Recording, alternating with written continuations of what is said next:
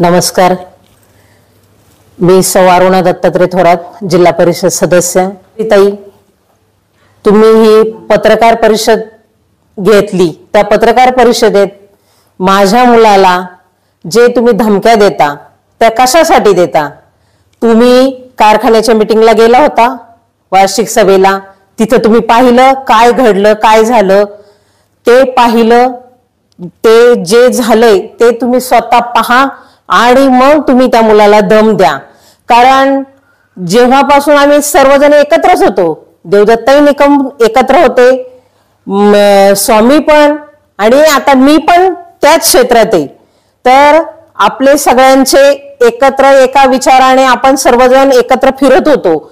आणि निलेश स्वामी हा काय दम देणारा किंवा धक्काबुक्की करणारा, मारामारी करणारा मुलगा नाहीये, हे निकमला पण माहिती आहे आणि तुम्हाला पण माहिती आहे. आमच्या घरातली संस्कृती अशी नाहीये.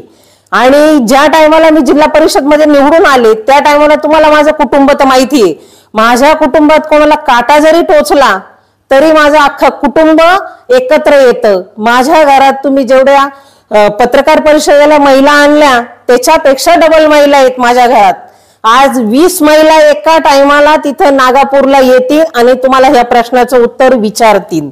कारण माझं कुटुंब जेवढं तुम्ही पाहता तेवढं कमकोज नाहीये. आणि आम्ही काही कोणाचा भ्रष्टाचार केलेला नाहीये, की आम्ही काही लबाडीने लोळणी घेतलेलं नाही, कष्टाने कमवलेले.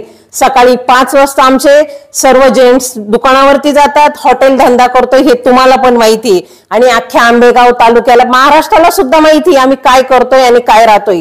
माझे पती जिल्हा परिषद होते, शरद बँकेत संचालक आहे, कधी कोणाचा 1 रुपया घेतलेला नाहीये आणि आम्ही भ्रष्टाचार पण केलेला नाही. तुम्ही असे आरोप आमच्या कुटुंबावरती लावू नका आणि माझ्या पुतण्याला धमकी द्यायची परत पुन्हा प्रयत्न करू नका. नाहीतर माझ्या कुटुंबातील सर्वजण, सर्व महिला एकत्र येऊन तुमच्या घरी येऊन तुम्हाला त्या प्रश्नाचं उत्तर दिलं जाईल.